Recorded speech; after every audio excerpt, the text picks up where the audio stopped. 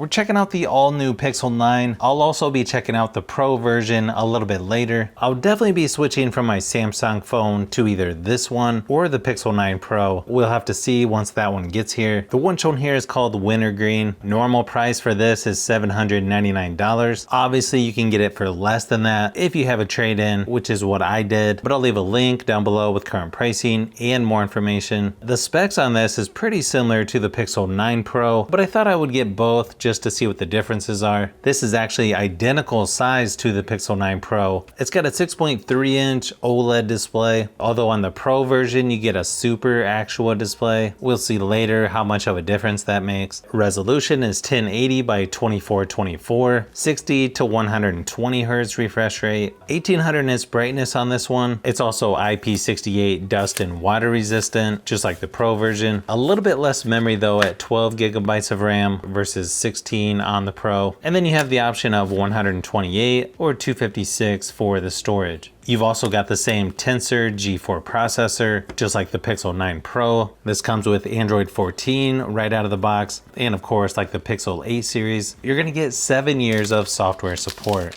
Okay, yeah, this definitely looks and feels about as close as you can get to what an iPhone looks like. The boxy edges, the shiny glass on the back, which I'm okay with. I actually like the build quality on iPhones. I wasn't really sure about this camera bump here on the back. It definitely sticks out quite a bit. I gotta say, this is probably one of the best looking Pixel phones that I've seen so far. Here you can see next to the Pixel 8a, the green's a little bit darker on that, but this one still looks really good. You can see it's a little more boxy on the edges, not quite as rounded as the previous style.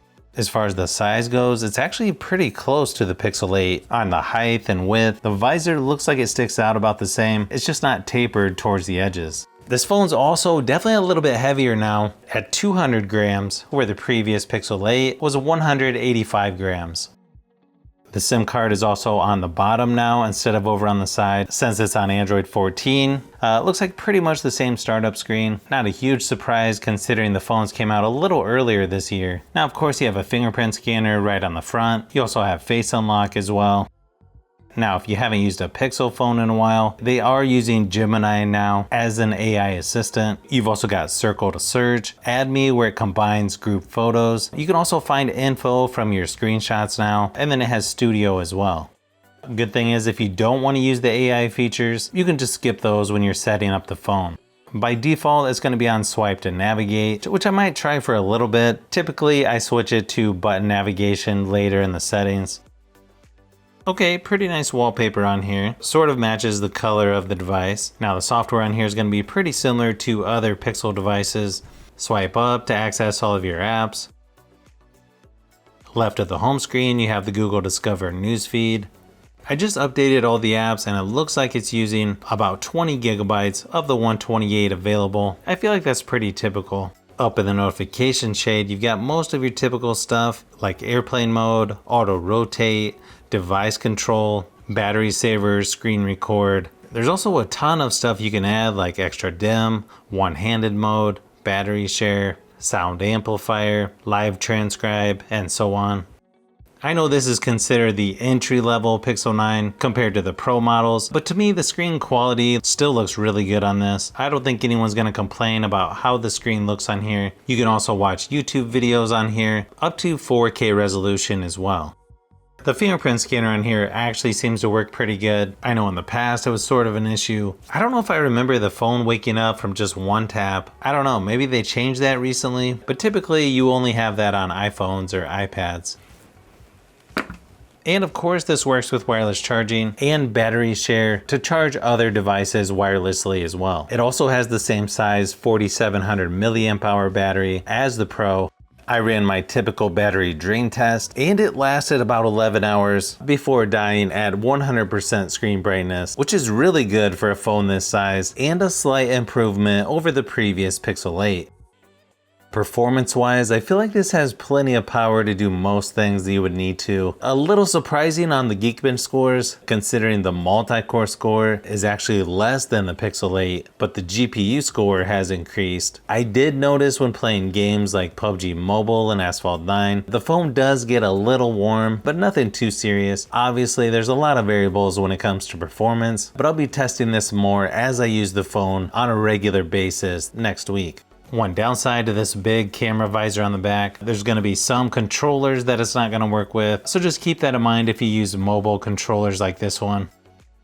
Now, as far as the speakers go on here, you've got one on the bottom, one by the earpiece. For me, I feel like they sound really good, especially for the size. Here's just a quick sample of what they sound like compared to the previous Pixel 8.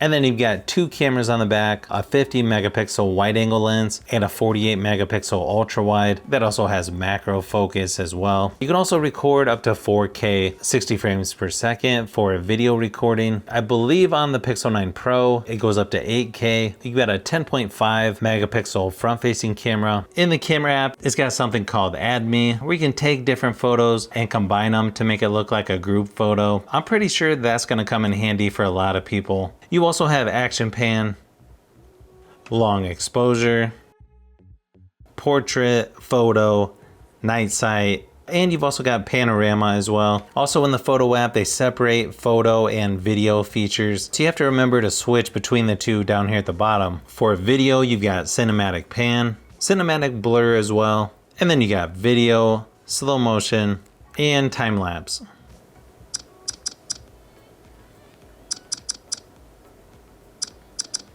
Just like with most Pixel phones, seems like pretty good camera performance. Here's a few quick samples, just to give you an idea of what to expect on the new Pixel 9.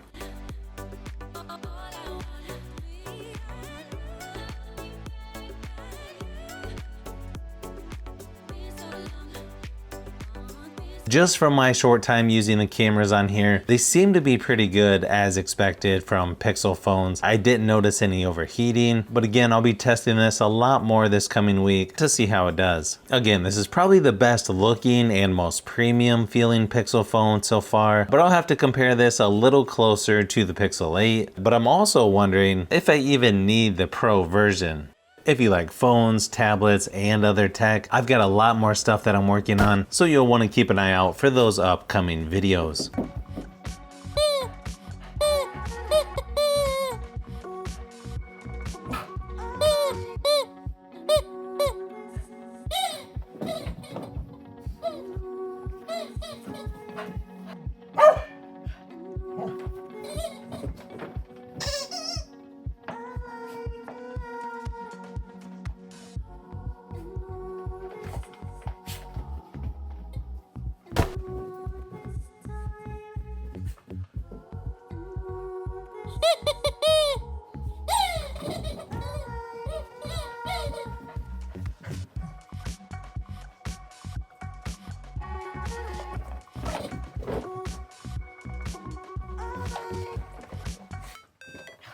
So if you've made it this far into the video, you may want to say thanks by subscribing, and don't forget to give a thumbs up if this video was helpful. This is Brian from Fishbee Productions. Thanks for watching, and I'll see you on the next one.